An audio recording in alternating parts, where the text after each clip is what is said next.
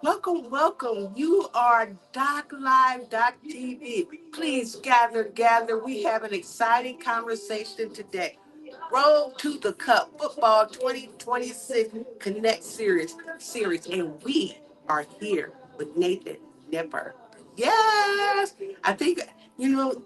I am Danya Craddock, co-owner of the Doc Bookshop, and this is probably one of my most exciting series of 2025. Just to be in the presence of what's going to happen in 2026. I am so excited that I have a very knowledgeable person about soccer, football, and we're going to get the respectful terms out here. So as we go through this series, we're going to be prepared for what's coming up in 2026. So gather, everybody. Just gather your friends. Share this live. Subscribe to our YouTube channel if you're picking this up on Facebook. If you're picking this up on IG, please subscribe to our YouTube channel, and you're going to get the latest books and authors that we have for the 2026 World Cup series. So again, I am here for the Road to the Cup with Nathan Nipper. You guys, this is going to be an exciting conversation. He is a phenomenal author and a soccer player, but we're going to find all that out. In 2013, American soccer fan Nathan Nipper, a self-described Euro snob, because of his preference for following the English Premier League over Major League Soccer, decided to give MLS a serious try for the first time. As an American who wants to see soccer continue thriving in the United States, he felt it was time to stop ignoring America's top flight league. Dallas Till I Cry recounts his experience as he becomes a season ticket holder for his local club, FC Dallas, determined to give the team and MLS his undivided attention.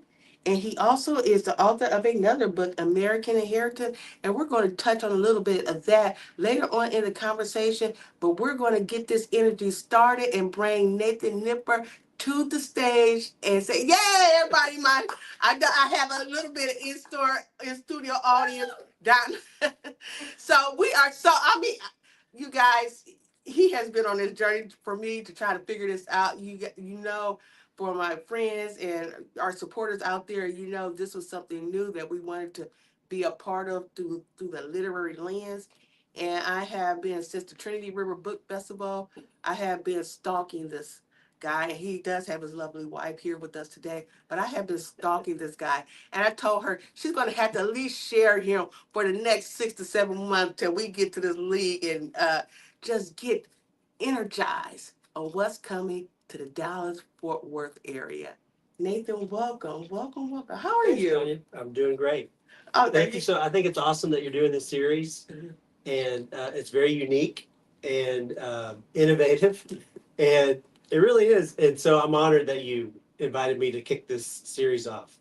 Yeah, I think you know, and I think you guys. I think he's been a little bit modest. I think he's going to be our resident go-to until as we have serious fans, and we're bringing on board newer fans because Dallas Fort Worth. I don't think we got the fandom that we should have, and so I think we're going to have some key people in different areas to just get us prepared for the FIFA World Cup. Yeah. Now, how do you see that coming in the Dallas Fort Worth area? What type of energy or vibe that you're picking up on people coming to the Dallas Fort Worth area? Um, well, I mean, I think it would be in the air a little bit more than it is Mm-hmm. at the moment, but I think everybody will come on board, and we'll just have to get closer to actual kickoff, because we're still several months away. Mm-hmm. So we'll get there, but I'm not sure that the the area overall understands what's headed their way. Um, because I mean, now there are people that were living here in 1994, the last time the World Cup was in the Right. U.S. and Right. Dallas was a host city. So there's a lot of people that will remember that. But this is kind of that on steroids because we have so many games that will be at AT&T Stadium, plus having the honor of hosting one of the semifinals. Mm-hmm. So I mean, it's going to be a big deal for a month next summer, and I'm looking forward to it. The 9 matches. Yeah. Have you ever experienced or been a part of it? Have you been a part of 1994 or the other years? How engaged have you been over the years? Well, I mean, the World Cup is. I mean, it's unique. Even as a soccer fan, everybody loves the World Cup. It's just so fun. And you got so many matches crammed into 4 or 5 weeks. And it's practically every day, especially during those the group stage phases at the beginning of the tournament. And so it's just a blast. There's soccer going on all the time, and there's such intense games, because this is national pride at stake, Mm-hmm. and so it's just fun. Um, to answer your question, so I was in the U.S. in 1994, and my beloved parents actually took us to the first World Cup game that the U.S. played in 1994. So we drove all the way up from Arkansas to Detroit, Michigan, where they were Wow. playing, and they were playing Switzerland in their very first game in the old Pontiac Silverdome. I don't know if you remember that stadium. Oh yeah, I heard. Yes. And so that's where they played, and it was just an unforgettable experience. Oh my God. So Yeah. have you traveled into the other nation, like when it was in Brazil? I can't remember everything. I think it was in no, not Saudi Arabia. I think one of the Arab. Qatar was the Qatar, last one, yeah. Qatar. Unfortunately, no. I would love to go to everyone. I haven't, but you can't beat having it come to your backyard. Uh-huh. So that's what we're going to experience next summer, and that's awesome. I'm really working hard to get the community energized and Yeah. see the vision of what is going to take place in the Dallas Fort Worth area, because I may not be around the next time it's going to come. So I'm trying to just get involved in every aspect of the sport. Yeah. Even, some people, maybe you're a volunteer, maybe you can volunteer even though that window may have closed. But find an opportunity to get involved, because this may never come around ever again to have this. And I think they added, it used to be 46, I think or 44, something like that. So they've added some more teams to this. And so our goal is to do a conversation each and every month leading up to FIFA 2026 that kick off in Dallas June 14th. And so we're there, and we want our community to be there along the way. What are your early predictions For the tournament? Yes, for 2026. Yeah. Well, as you mentioned, I mean, it's a bigger field than they've had ever before. So this will be the largest World Cup. This is the first one that is. Most of the matches are in the U.S., but there's also some in Canada. There are also some in Mexico. So it's the widest spread tournament geographically that we've ever seen. So there's already some different elements to it that will certainly affect the play, and longer, areas of travel, which always affects players as well. But I think Spain has to be in the mix for a favorite. I think France. France has turned into a little dynasty the last several years, and they've won the World Cup twice, and we're in the final in 2022. Yes. And so they've definitely got to be a favorite. Actually, England is probably a little bit of a dark horse favorite this year. I mean, certainly on paper, they have an amazing roster and a lot of guys that are kind of hitting the prime of their career at the same time. So I would take them seriously. Argentina is the defending champs, so you got to figure they will be in the mix. And maybe Brazil. So that's several, but I think those would be my. So that's your top 5. That's my top 5. And I know, you guys, I've been doing my homework, and I've been watching some games, some matches. And so I know is Messi and Argentina. Yep. And the guy that I've been following for the past few years, Mbappe. Yep. And Francis from Cameroon, or his parents from Cameroon. Yep. Spain is, I can't remember who's the magic player, the go-to player in Spain. I don't remember that one. But those two, of course, France and Argentina, I see them as being some contenders again. I don't see any other. I don't know if any Caribbean nations are going to come forward and just be this little aha moment. I'm not sure, but he's given us some nuggets of teams that you can go out and research Any players that stand out to you? I named a couple. I love watching Mbappe. Okay. I mean, he broke out, as a 2020. teenager in Uh-huh. the 2018 World Cup. Scored in the final in 2022. They were so close to pulling that off. France was, and he's one of the most exciting players in the world to Uh-huh. watch. So I love that he'll be here. Mhm. It's always a nerve-wracking time, Danya, the 6 months leading into the World Cup, because you're watching these players still play for their club, like Right. but and it's kind of you're on the edge of your seat, like don't get hurt because I want you to be at the tournament. Right. And especially for American players, I'm always keeping an eye on those because you don't want anybody to roll their ankle, 6 weeks before the World Cup. So hopefully the best players in the world are all healthy and they'll be able to be here. So for those that I'm gonna do a translation for all my other sports people out there. So when you're dealing with basketball season and you have all the different teams they're playing, and then you have the super team, which is the United States super team that goes around and play globally, and they'll pick Kobe this team or somebody from that team. You know, I'm a '90s when it comes to basketball, so forgive me if I say Shaq or somebody like that. But so they're gathering these players up, and he's saying hopefully none of these players get hurt before they see the global game, this world game. And so there we are and have it. And so we're going to have to do a lot of translation because we're really bringing fans Yeah. into this sports that haven't watched it, since the last 2022, Mhm.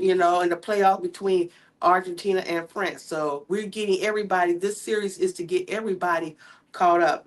Yeah. What impact do you anticipate the expanded 48 team format will have on the quality of play and the overall dynamic of the group stage? Yeah, that's a great question. So as a fan, I'm a little concerned about that. When I first saw that FIFA was expanding the field, on the one hand, you say, well, that's kind of cool because that's going to give some other nations, a chance. Uh-huh. And so I get that, and I think it'll still be fun to see some teams that, they're in every World Cup, regardless of how many teams are playing, there are going to be those surprises. Mhm. So an expanded field does give us the opportunity to see probably some surprise teams do well, and that will be fun. Um, but overall, it does also open the door for some potential blowouts. I don't think it'll be anything probably too drastic. I mean, all these guys, this is like the ultimate opportunity in their career. Everybody dreams of playing in the World Cup. Mhm. So, I mean, they get up for these games. Nobody's going to just lay down and roll over. But you might see some mismatches. I'm a little concerned about that. Mhm. But there's also a chance that it's just going to be more competitive than we can imagine. And, maybe we'll have more great games than ever before. So, I don't know. I'm skeptical about the larger field, Mhm. but it could be a good thing. I want to step back before even deep dive. I want to drill down in just Mhm. your personal experience with the sport. I don't even think we've expanded on that just to get how you personally relate to this sport. I Yeah. know because we're talking about some big this big matches that are coming up, but I want to step back again and say how do you personally your personal connection into the sport? Yeah. Well, thanks for asking. So it's, you know, for me, it was all about. I had never watched soccer as a child growing up. Before my parents moved overseas, we lived in Arkansas. I had never seen a game on TV. There probably wasn't a game on TV. I mean, the early '80s was a bad time for professional soccer in America, and but uh, as is the case today, millions of kids play it. And so even in the '80s, we had soccer leagues, of course, even in Arkansas. And my parents, randomly asked me and my brother, would you want to try playing soccer? And we loved every sport. If there was if there was scoring, we wanted to play it. So we said sure, knowing nothing about the game or anything. And I fell in love with it immediately just because it was so fun to play. It was a blast to me. And so that was my hook. I had never seen a game live or on television until I played in a game. Mm-hmm. And that's what made me fall in love with it. But then what really made that grow was my parents became missionaries when I think I was 11 years old, and we moved to France first for about 9 months while they were in language school, and then we moved to Senegal in West Africa. Mm-hmm. And of course, in both of those countries, there's one sport. Right. One sport is king in France and Senegal, and so I mean, you can't live in that environment if you already liked soccer and not have it just grow. Mm-hmm. And so that's where my love for the game came. Yeah. And I stepped back because I do want to take this time to introduce us. I told him to talk about his journey, but I do want to step back and have him introduce us to his book, Dallas Till I Cry, Learning to Love the Major League Soccer. For those that are just now tuning in, we are here kicking off our series, our literary series for the Road to the Cup. We kicked off the conversation talking a little bit, just stepping a little bit into FIFA and the World Cup and what to expect.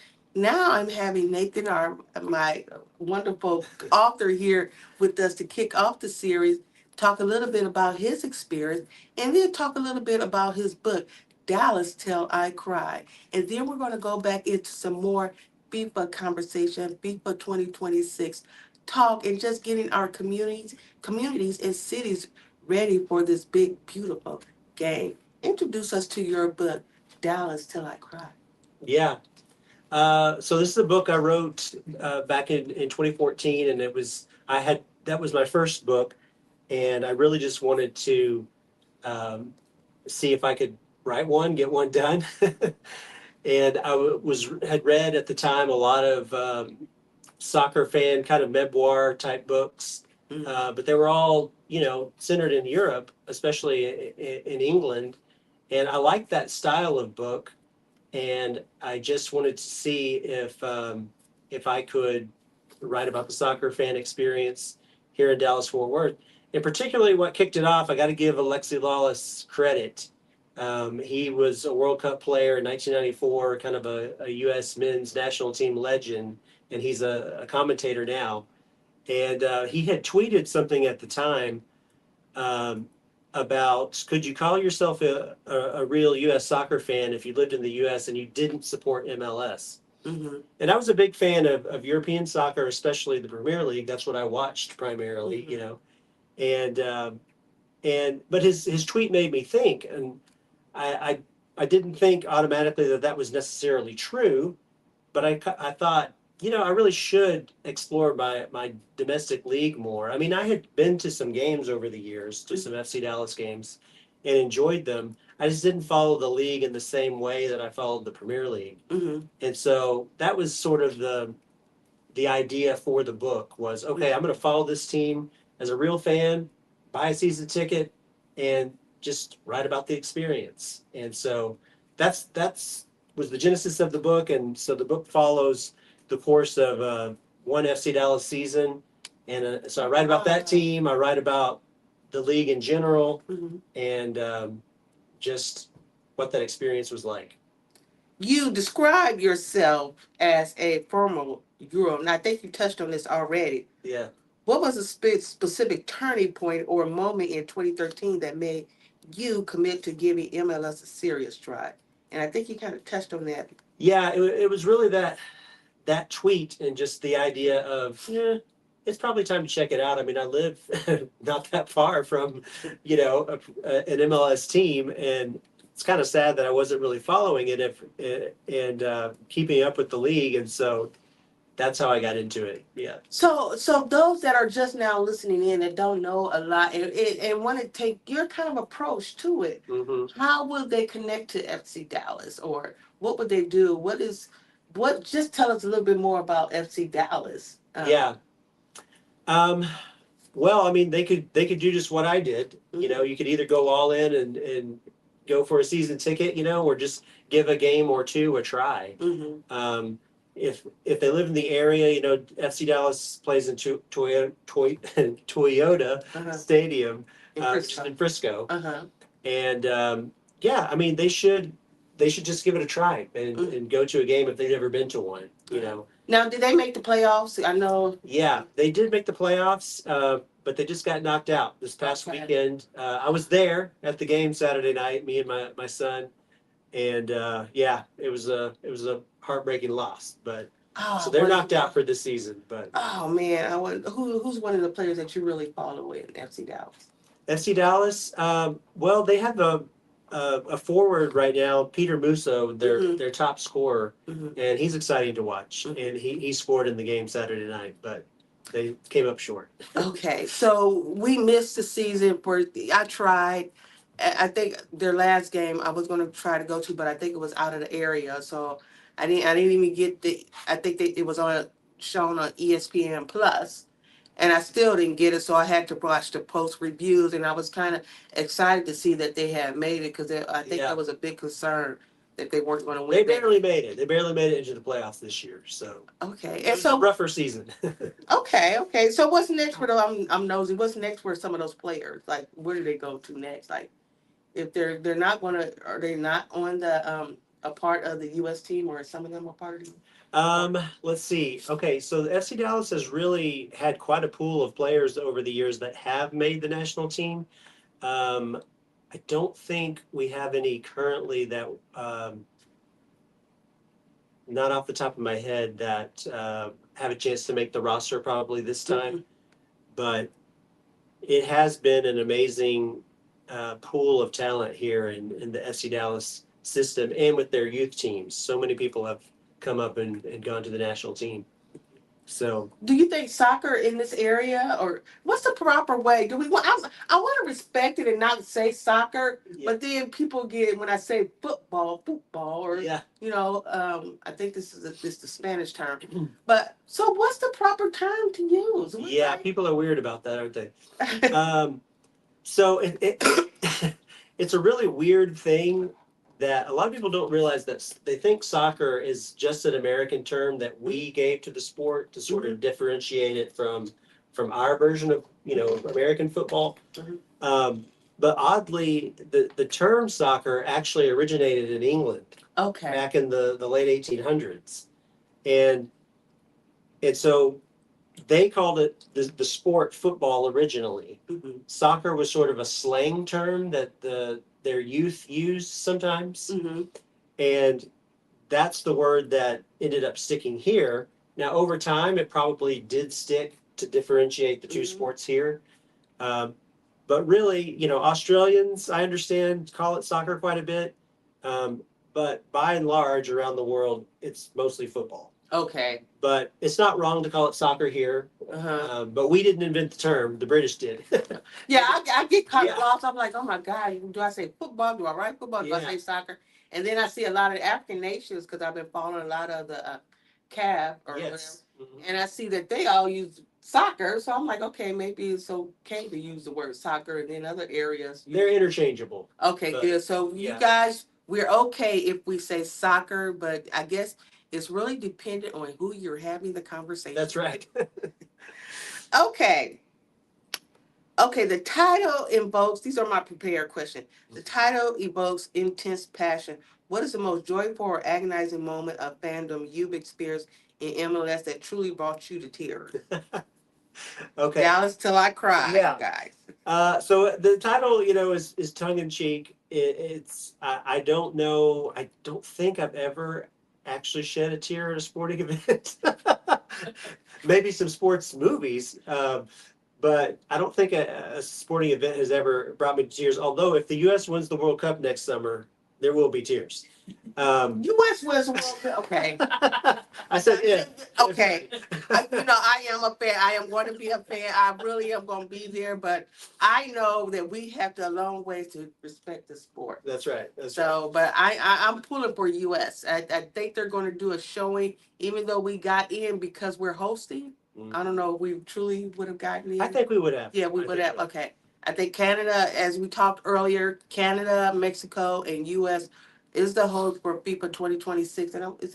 That's it, right? Yep. So, yeah, so he said he has not really shed a tear, but we are all, if US makes it, like we are all going to be shedding a tear. I think we're just going to be loved and hated across the world That's if true. we make it. I will say you asked about a most exciting moment as a fan, though. The best, most exciting soccer match that I've ever been to personally was an FC Dallas game. It was in 2015 when they were in the playoffs, and it was just the stadium was sold out. They were playing Seattle. It was the most exciting finish to a game I've ever seen because it was 0-0 for most of the game. Dallas scored with like 10 minutes left. Then Seattle scored to tie it up. Then Dallas scored again at the last minute.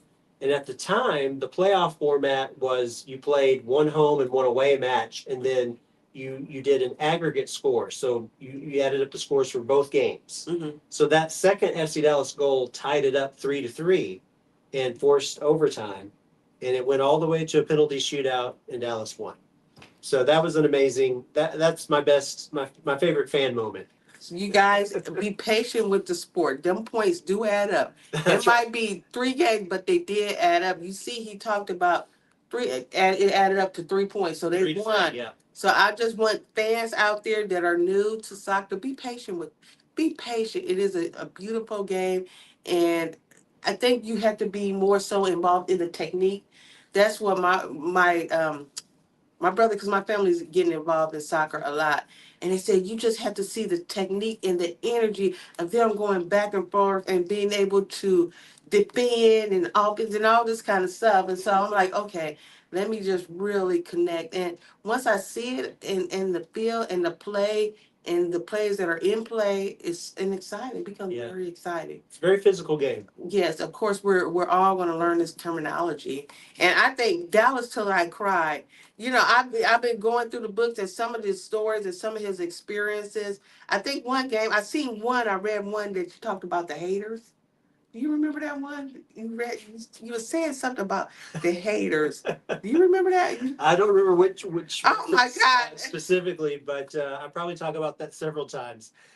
The quirky thing about being a soccer fan in America, Danya, is that we're not alone. I mean, it's a huge nation, and it's a wildly popular sport here, and yet, uh, in media, in our culture, we do have sports that are more popular nationwide still, right? Mm-hmm. And so it's really unique in that I've never experienced anything in my life that gets more weird comments, sometimes snide comments or jeering even, about soccer. And it's like, I don't really know where it comes from because the typically it seems like they are totally unfamiliar with the sport, have never played it. And maybe that's part of why they lash out that way, but it's just really weird. There's a weird sort of cultural thing, especially I feel like growing up in the South, where it's looked down upon in a way that they don't do to any other sport. If I told someone I was a tennis player, they wouldn't bash it in the same way that they do if I say I'm a soccer player. It's really strange. It's odd. I know I know what you mean, because when I tell people I'm going to get into this series, I am going to just really learn about soccer, football, the beautiful game through a literary lens. Yeah. And the Probably get some weird looks. yeah, they're like, I've gotten some weird comments like really bad, it's like watching paint dry. How could you? I'm not going to be involved. I'm like, God, this is just, you have to take self out of it and being able to embrace something. I know we get caught up in football and basketball, but to really sit down and explore why this has such a global appeal that basketball or football have not. That nothing else has. Yeah. Yeah.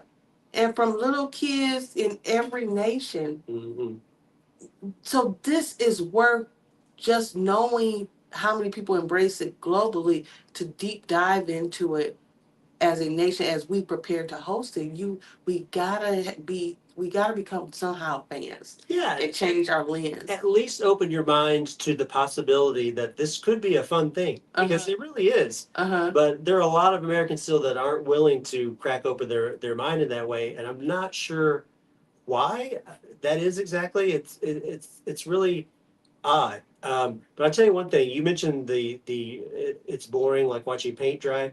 I reject that outright because people who say that, I mean, have they ever watched a baseball game?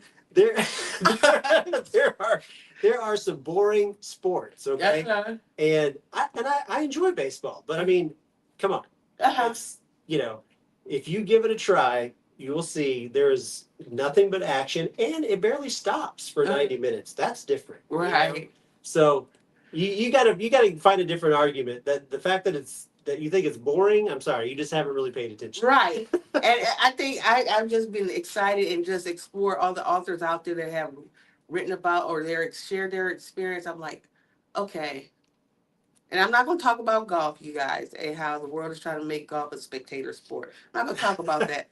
I'm going to stick with the energy of soccer because I sat back and I watched. I was like, wow, this is really fun. Yeah. This is really energizing. And then I saw my nephew. He was doing all the dribbling and all those different things with his foot and the ball. So that's been just fun to watch, just to look at our youth explore different sports that's not traditional in Right. terms of, especially, in our African American communities, Mhm. it's something that has not been embraced as much. Yeah. But I think this energy and more youth get involved and say there's our opportunities here. Mhm. There's, even if it's meeting people from different cultures, Yeah. you can really do a lot of things to bridge a gap and bridge relationships. I want to say, when I open it up, what does it mean? This is actually, you guys, this is a great book, and I am so happy to kick the series off with Nathan Nipper, Dallas Till I Cry, just to get people engaged in the opportunity that's coming this way. You talk about Texas style Derby Q. Sunday, it was Sunday, March 17, 2013. What does that mean? What was that? Um. Texas style Derby Q. We said a few days before the big rivalry clash between FC Yeah. Dallas and Houston Dynamo. Right. So that's Dallas's biggest rival is the MLS team in Houston, the Dynamo. Okay. So those are always the big clashes every year when we go there or they come here. Okay. Yeah. And how did that happen this year? Was it pretty fun, or was it a different experience this year versus Yeah. 2013? Well, I wasn't at the one this year, so I can't say. Uh-huh.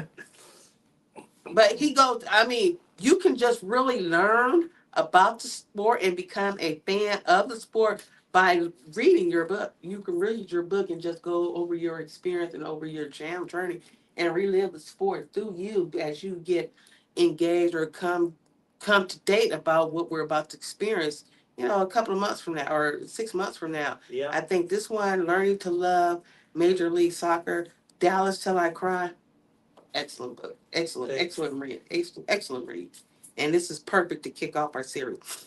Now I'm going to go back and ask some more questions, and then we're going to end talking about American Inheritance. Okay.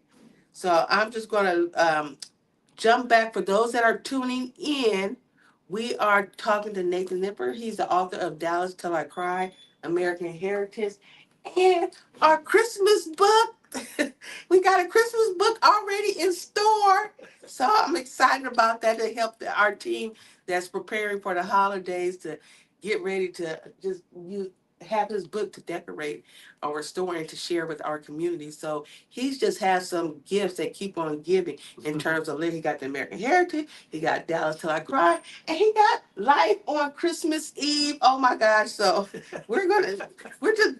this is gonna be my go-to for the whole series for the whole 6 months. So get used to hearing his name and get used to seeing excerpts from our clips from our conversation. That's just where we're at right now. Okay. I do want to ask some more questions. I know I'm probably loading you up and just really picking your brain and going over your experience. And thank you to his wife. She's just being patient with us as we learn what she already knows. Um, how do you think the host nation status will affect the performance of U.S., Mexico, and Canada? Yes. We touched on that. Yeah. What pressure is on them to succeed on home soil? Mhm. Wow, that is loaded. It is. That's a great question. So the pressure will definitely be there for all three teams. If I was ranking the level of national pressure, it will probably be Mexico, Uh-huh. U.S., and Canada. Mhm. As far as just in the air, the pressure that they feel, you know. But it will be pretty big for the U.S. team because it is going to widen the audience for that team, obviously, you know, and everyone will be rooting for them in the U.S.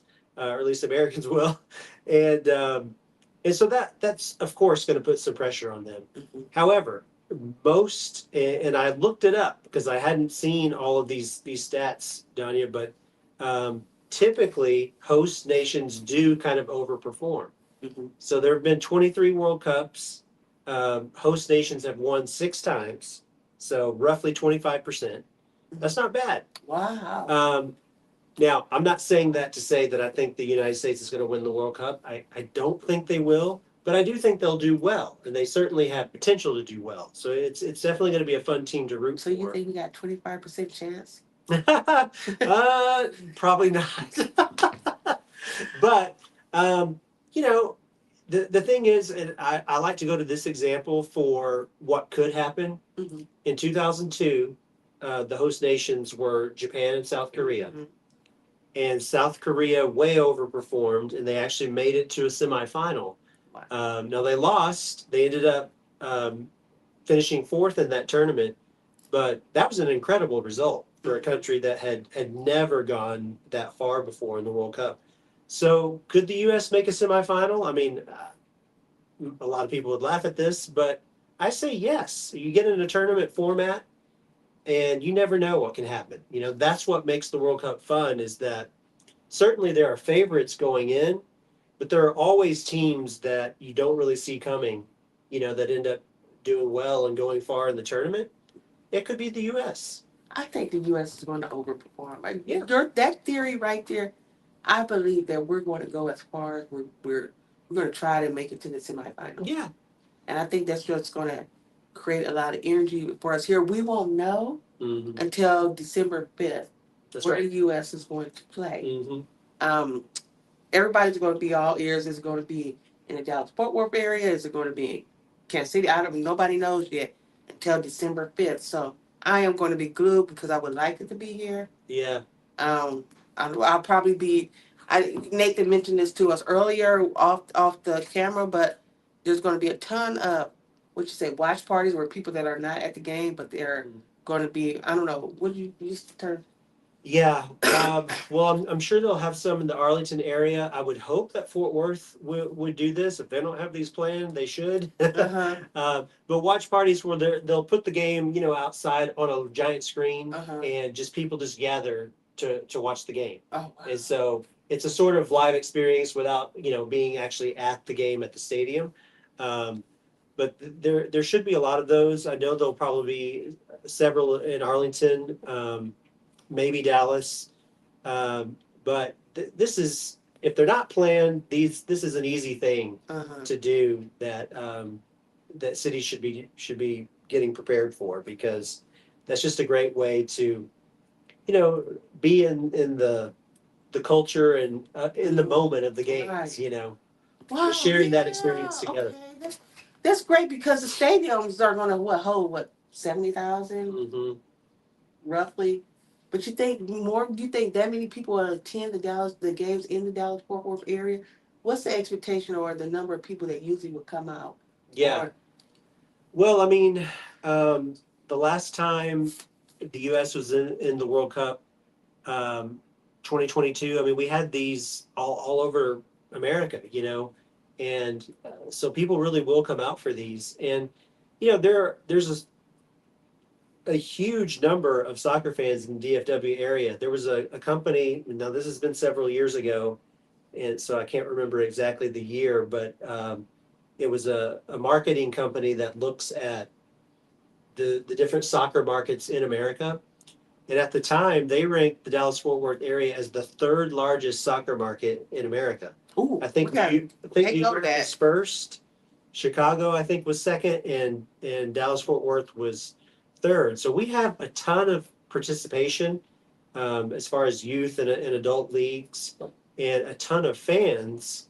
But it's weird how like FC Dallas hasn't quite tapped that giant market. I mean, but it's huge in the Dallas Fort Worth area. So I think watch parties will really be a big deal. Well, and just thinking back to what your parents did for you in Mhm. terms of traveling to the closest team. So that means a lot of different parents in a lot of different communities are probably going to travel. Yeah. So I think, for Mhm. those that do not get, I believe there was a lottery. I don't know. I think I was on the lottery too in terms of being able to get a ticket. Yeah. I, they pulled my name, but I just didn't do the $399. Oh yeah. I So, understand. so because I think they had several draws. Yeah. And I put my, I did everything early, like when they announced it or Yeah. that you could put your name in and for the draws. I just typed my name in there, and so they did call or let me know that I can buy Yeah. my ticket, and I think you had so many. I said no, somebody else can have it because I'm going to. I mean, now that we're in the conversation, I'm getting more excited. I wish I wouldn't have done that. Yeah. But like at the time, I'm like, okay, I was just exploring with it. Right. Right. But it's like, wow, these tickets are really going fast. Like, Yeah. this is nothing for people to just say. This is the love of the game. Yeah. This is a game that's full of love, and people are going to come in from across the world to attend some of these matches. I know I have a few more questions, and then I'm gonna let you go because I just probably drilled you down in terms of kicking us off and getting us in the know. Hmm. How has the sport football evolved in North America since the U.S. hosted it last in the World Cup? I think you kind of touched it. Um, yeah. People, if they weren't or they don't remember the 1994 World Cup, which was huge, it's still. I could be wrong on this, but I think it still actually holds for an entire tournament the biggest, like the attendance record. So it was enormous back in '94, and yet the soccer landscape in America could not be more different. It's actually incredible. I mean, Mm-hmm. in 1994, we didn't even have an outdoor, professional league, Right. and that was actually one of the stipulations that FIFA gave the U.S. to award them the World Cup was that okay, you have to try to develop a top flight outdoor league, and they actually did that. The World Cup was in '94. MLS started in 1996. Okay. So they accomplished it, but MLS was really on the struggle bus for those first 10 years or so, and now it's just thriving. Mm-hmm. This is super nerdy, Danya, but I'm embarrassed to admit this, but I will. In 1994, I was in high school. I was so excited about the World Cup, I kept a scrapbook. Wow. That I still have. Wow. So it's a little time Show and capsule. tell, please. Yeah, So. it's a little time capsule of everything that happened. I kept tons of newspaper articles and all this in this scrapbook, and I still have this article. I remember clipping towards the end of the World Cup, and it was talking about this vision for MLS that we would have that every team would have its own soccer specific stadium. Mm-hmm. And I remember thinking at the time, wow, that sounds amazing, but it also sounds impossible. Right. 20 something stadiums, and how long will that take? And so it really blows my mind that that has actually happened. Mm-hmm. The majority of the teams in MLS have built their own stadium and Wow. that are playing now, and it's incredible. So the landscape is completely different. Um, Soccer is mainstream. Uh, the greatest player of all time, by most counts, plays here currently for Miami. Lionel Messi, and so that's amazing. He plays where? And he plays for Miami in MLS right now. Oh, okay. Yeah. Ooh, I was about to say when you say here. Yeah. I was like, gosh. Not no. Dallas. But yeah, he's in the league, and I mean, if you had told me even back when I wrote Dallas Till I Cried that Messi was going to eventually play in MLS, I don't think I would have believed Wow, it. that's huge. Yeah. So it has grown by leaps and bounds, and it could not be more different than in 1994. Even I think, of course, me with my son, I used to. It was like a pastime. Now it's just evolved into more of a competitive type sport. I'm like, okay, you three, you play soccer. Four, you do this. And now I see it as just a different experience. Mhm. From when he was a child, and Yeah. now 20 years later, it's like, wow, I remember we was just, it was just something to do at the YMCA. But Right. look at how this sport has become this beautiful, sport to be embraced by the community. I thought it was great how they did it and how they, at the time when he was in it, we of course they had all their gear and everything, but it's just involved in something beautiful. And I think this is a way that the community, just your community, can really shape and get young people more involved in the sport by getting them energized about this game that's coming and how they can take part in it. Um, Before we wrap it up, I do want to. I wonder. Okay, I got to ask this question. With Dallas Arlington as a host city, what are the anticipated economic cultural opportunities for the North Texas region? I have to add that, Yeah. including Fort Worth. I mean, I hope they're ready because it's huge. I mean, especially, businesses, restaurants, hotel industry, obviously around the stadium, but even beyond, because it's going to take a ton of, Mm-hmm. hotel rooms. I mean, we're talking about, hundreds of thousands of people that will be rolling through here in just a month period, and so the economic benefit is going to be huge for each of these host cities, and especially DFW hosting 9 matches, like you mentioned, the semifinal. I think they have one other knockout round game, at least one. Mm-hmm. So we have more matches, I think, than any other host Yeah, city. we do. We have Yeah. the most matches. Like this is just. I think it's just so amazing about what we're about to embrace here. And I think you back to just giving us heads up. Like this is a cultural opportunity. You're gonna have different cultures that Yeah. come together. Like Yes. even with the world has just got all kinds of stuff going on. I just don't even want to go down to politics and just the social issue. But this goes beyond all of that. This sport is like, how do we as a people, there's all this fighting, but we say we're going to stop all that and come together for this sport. Yeah. That has to be such a powerful sport that Mhm. could cause nations to say, you know what, we're going to act right because we want, whether or not we're going to participate Yeah. or want our team to participate. We have to, as a nation, be more conscious Yeah. in our behaviors so our Yes. team can participate Yeah. in what is going to be, a major opportunity for the nation. Yeah.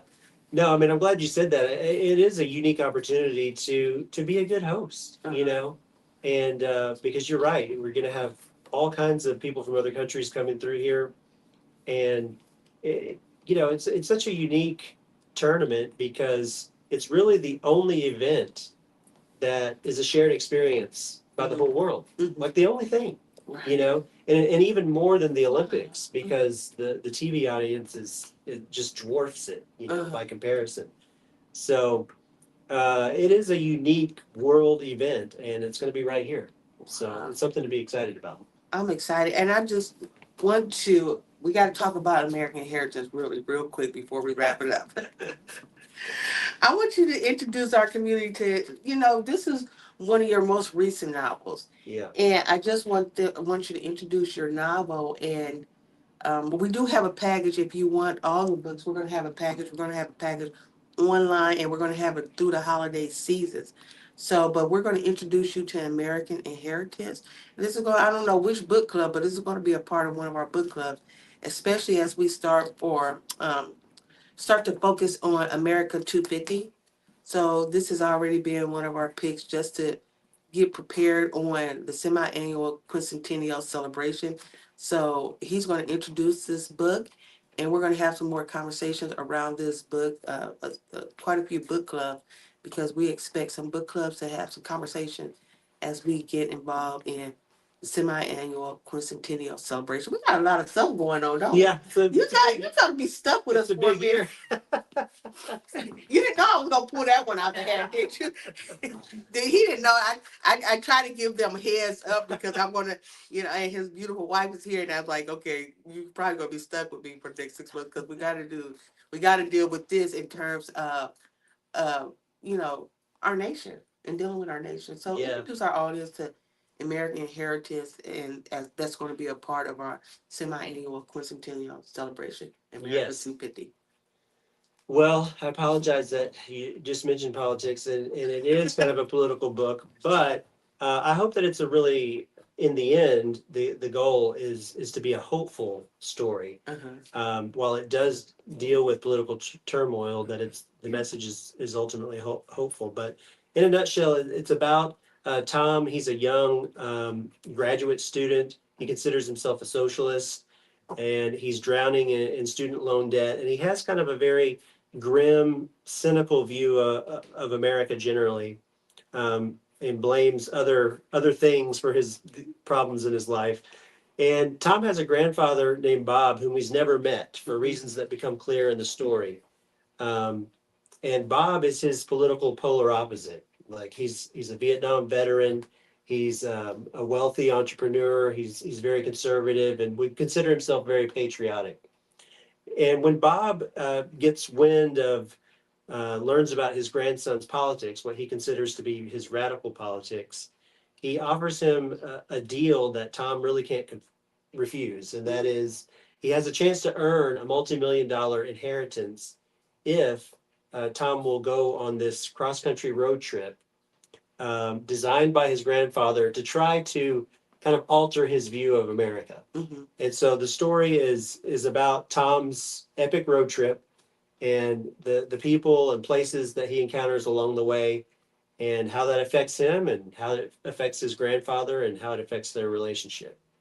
So ultimately, it's really a story about a broken family that's kind of a stand-in for America generally, Mm-hmm. um, and then and that there's hopefully some healing and hope along the way by the end. This is when I read part of it. I have a lot of books on my TPR. As we all do. I have so many of them. I said, okay, this is going to be okay. He's going to fit into a lot of categories as I conquer 2026, and it's just I don't have to go far to look in my backyard and say that there's writers in this area that deserve their writing and their voices to be shared across the nation. And Nathan is one such writer that I believe that. Um, because we invited him for one thing, I believe that he can just really teach the nation through his works.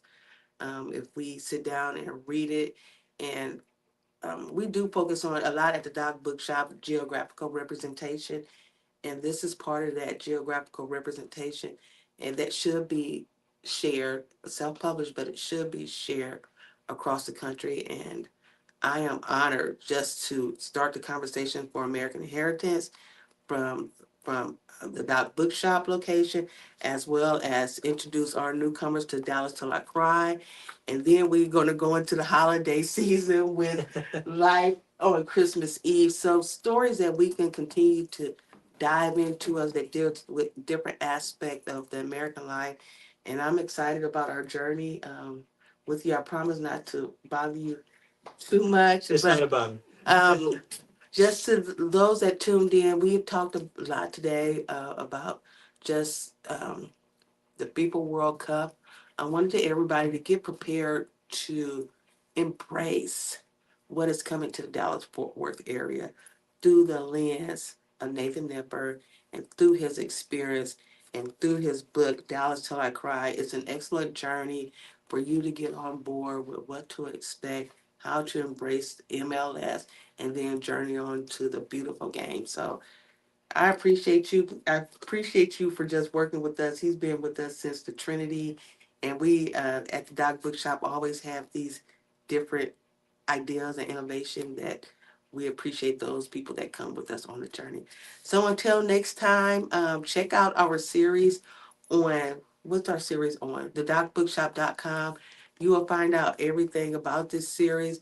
When you get a chance, share Nathan's word. Danya is still learning the soccer, but clip him out and share him and just really give me a pass on how we constructed all this. I promise you, we're going to get these terms. We're going to get the goal, the pitch, the everything. We are going to get control of all these terms, so I can really help us do my role in embracing the beautiful game. Thank you. Thanks, Tanya. Oh,